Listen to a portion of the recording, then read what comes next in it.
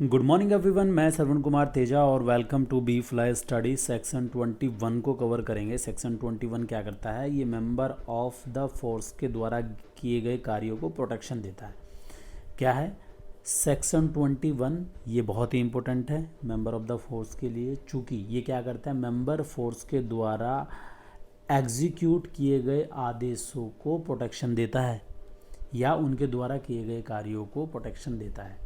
तो इसलिए ये और भी इम्पोर्टेंट हो जाता है, चूँकि आप इसको डेली रूटीन लाइफ में फेस करते हैं और कहीं ना कहीं जब भी आप किसी आदेश को पालन करते हैं तो आपके ध्यान में ये रहना, इस सेक्शन का रहना बहुत ज़रूरी है।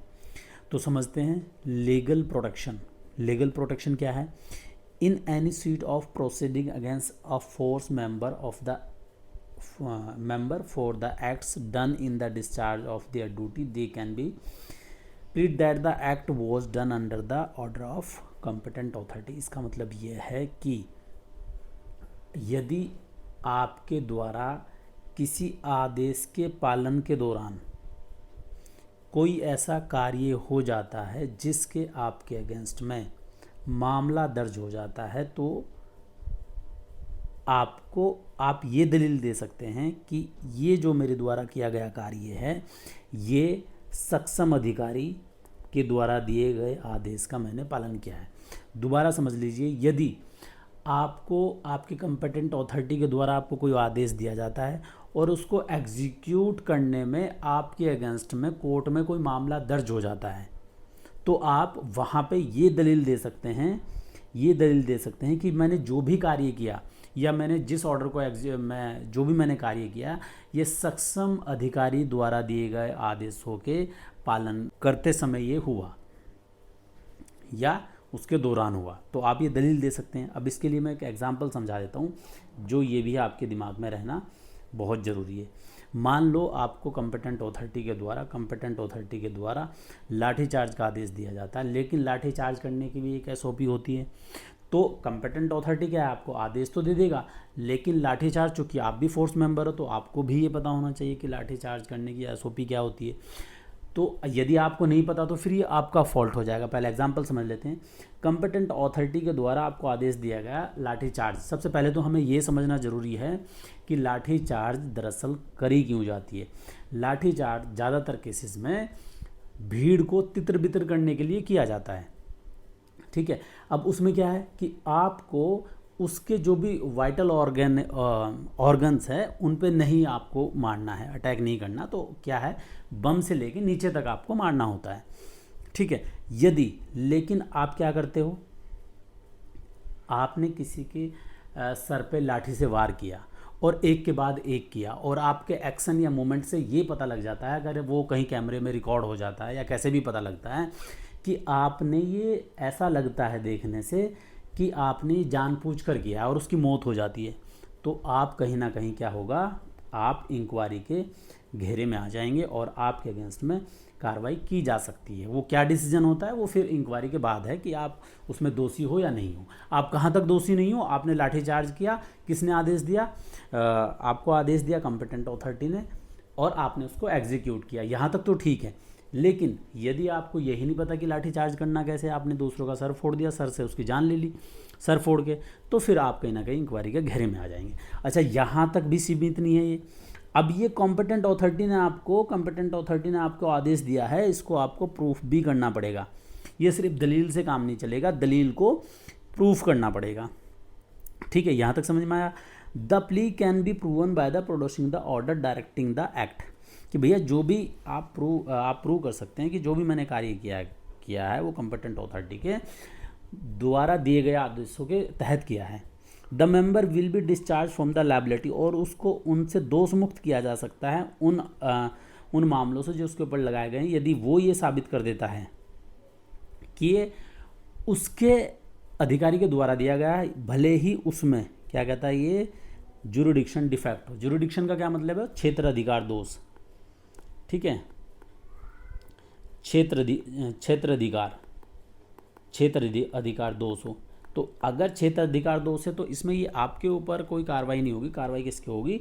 आपके कंपेटेंट अथॉरिटी के द्वारा, चूंकि भाई उसी को नहीं पता था अपना क्षेत्र अधिकार, तो भले ही वो अपनी जुरिडिक्शन से बाहर जाके आदेश देता है और आप उसको एग्जीक्यूट करते हैं, तो वो आप जिम्मेदार नहीं होंगे, कंपिटेंट अथॉरिटीज़ के लिए जिम्मेदार होगी। नेक्स्ट है आपका time limit for the legal proceeding. Any civil और criminal proceeding against the member of the force या member of the force must be initiated within 3 months of the act. जिस दिन आप ऐसा कोई कार्य करते हैं उसके 3 महीने के अंदर अंदर आपको आपके अगेंस्ट में प्रोसीडिंग मामला दर्ज हो सकता है, उसके बाद नहीं हो सकता। ठीक है, समझ में आया। अब क्या है कि जब आपको कंपिटेंट अथॉरिटी ने आपको आदेश दिया, नेक्स्ट क्या है, कंपिटेंट अथॉरिटी ने आपको, सक्षम अधिकारी ने आपको आदेश दिया, उसको आपने एग्जीक्यूट किया और उसमें कोई मामला दर्ज हो गया, तो जब वो रिटर्न नोटिस जाएगा वो किसके पास जाएगा? अब कहाँ तक कंपिटेंट अथॉरिटी सक्षम अधिकारी सही है और कहाँ तक आप सही है, इस चीज़ की जांच करने के लिए आपको दोनों को नोटिस जाएगा। किसको जाएगा? आपको दोनों को जाएगा, सुपरवाइजरी ऑफिसर को भी और मेंबर ऑफ द फोर्स को भी, क्या, प्रोसीडिंग स्टार्ट करने के लिए। यहाँ तक समझ में आया? Very good. कानूनी संरक्षण, इसको हमने हिंदी में भी दिया है। हिंदी में, इंग्लिश में हम इसलिए पढ़ाने की कोशिश करते हैं ज़्यादातर, जो हमारे साउथ के और नॉर्थ ईस्ट के व्यक्ति है, मेंबर ऑफ द फोर्स है, उनको समझने में, फैक्ट्स को समझने में आसानी रहे। चूँकि उनकी हिंदी थोड़ी अच्छी नहीं है, तो इसलिए हमने हिंदी और इंग्लिश में अब से दोनों में देना स्टार्ट कर दिया। आप इसको भी आराम से पढ़ सकते हैं। कानूनी संरक्षण, यदि बल किसी सदस्य के खिलाफ ड्यूटी पर किए गए कार्यों के लिए मामला दर्ज होता है तो वह ये दलील दे सकता है कि कार्य सक्षम प्राधिकारी के आदेश के तहत किया गया था। जैसा कि मैंने बताया कि भैया आप ये दलील दे सकते हैं कि जो भी हमने कार्य किया वो सक्षम अधिकारी के द्वारा दिए गए आदेशों के तहत किया। दलील का प्रमाण भी आपको देना होगा, जैसे मैं आपको पहले ही बता चुका हूँ। यह दलील उस आदेश को प्रस्तुत करके प्रमाणित की जा सकती है जिससे कार्य करने के निर्देश दिया गया था। इसलिए बहुत सारे कांस्टेबल्स या हमारे रिटर्न में मांगते, भैया जो भी करना है रिटर्न में दो आप हमें, तभी हम वो कार्य करेंगे। तो सदस्य किसी भी देयता से मुक्त किया जाएगा यदि वो साबित कर देता, भले ही आदेश जारी करने वाले अधिकारिता में दोष हो, कि भैया उसके क्षेत्र अधिकार में दोष है, वो अपने क्षेत्र के अधिकार से बाहर जाकर आपको ऑर्डर देता है, बट आप उसको फिर भी एग्जीक्यूट कर देते चूँकि वो आपका आदेश है, आपके अधिकारी के द्वारा दिया गया आदेश है, तो आपको तो करना ही पड़ेगा। तो क्या है, आपके ऊपर आपको दोष मुक्त कर दिया जाएगा ऐसे मामलों में।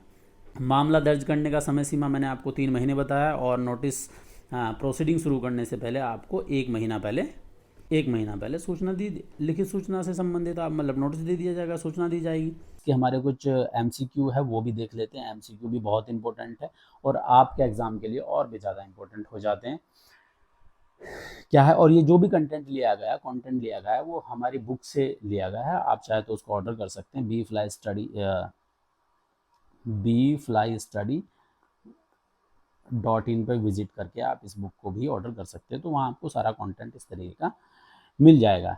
क्या कहता है, बल का एक सदस्य ड्यूटी पर किए गए कार्यों के लिए कानूनी कार्रवाई के दौरान अपने बचाव में क्या दलील दे सकता है। जैसे कि हम बता चुके हैं भैया, क्या दलील दे सकता है, वो ये दे सकता है कि भैया ये जो भी मैंने आदेश का जो भी मैंने कार्य किया है ये हमारे सक्षम अधिकारी के द्वारा दिया गया था।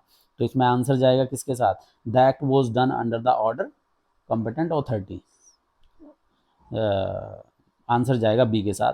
आदेशों के तहत कार्य करने की याचिका कैसे साबित की जा सकती है, how can the plea of acting under the order be proven, कैसे, the producing the order directing the act, answer जाएगा बी के साथ। क्या होगा यदि जिस आदेश के तहत कार्य किया गया था उसमें अधिकार क्षेत्र दोष था। जैसे कि मैंने बताया था कि भैया अगर अधिकार क्षेत्र में ही दोष है तो उसके लिए आप तो जिम्मेदार होंगे नहीं, कौन होगा, कॉम्पिटेंट अथॉरिटी जिसने आपको आदेश दिया। आपने तो सिर्फ आपका जस्ट सीनियर कौन है, मतलब जो भी आपका सक्षम अधिकारी, आपने तो उसके आदेश को फॉलो किया, एग्जीक्यूट किया, तो जिम्मेदार कौन होगा, गलत दिया या क्या किया। अगर आप नहीं करते तो फिर आपको पहले चार्जेस वो लगा सकता था, तो आपने किया, तो इसके लिए कौन जिम्मेदार होगा, आपका सीनियर अधिकारी होगा। The member is the discharge from the liability if the act was proven to be under the orders. यदि ये साबित हो जाता है कि भैया जो भी आपने किया वो आदेश के तहत किया गया सक्षम अधिकारी के, तो आप उसमें जिम्मेदार नहीं होंगे। तो आंसर जाएगा बी के साथ। What is the time limit for the initiating legal proceeding against the member of the force.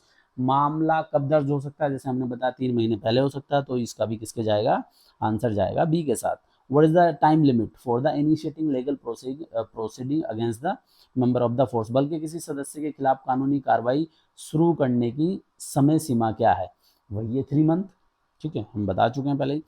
How much notice, how much time before होना चाहिए, must be given the before commencing legal proceeding against a member of the force, एक बल सदस्य के खिलाफ कानूनी कार्रवाई शुरू करने से पहले कितने दिन पहले ये नोटिस दिया जाना चाहिए, तो ये होना चाहिए आपका 1 मंथ, जैसे हम आपको बता चुके हैं।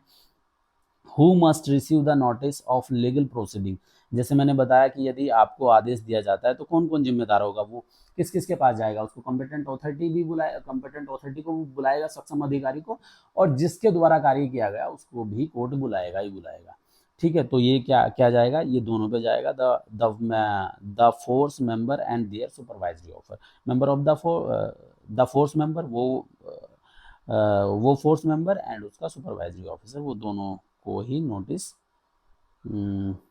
नोटिस मिलेगा। तो इसका भी आंसर किसके साथ जाएगा, बी के, और ये हमसे शायद एक गलती हुई है, सभी का आंसर बी है, तो इसमें हम आगे सुधार करेंगे।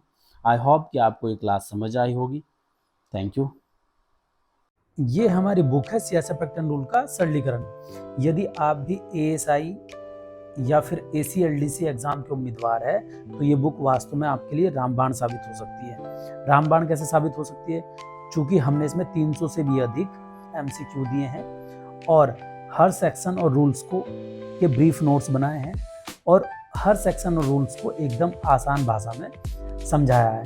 ये बुक दोनों भाषाओं में है, हिंदी में भी और इंग्लिश में भी, चूँकि हमारे बहुत सारे नॉर्थ ईस्ट और साउथ के उम्मीदवार हिंदी को सही से नहीं समझ पाते, इसलिए हमने इसको दोनों भाषाओं में एक्सप्लेन किया है। मेन पॉइंट पे हमने फोकस किया है।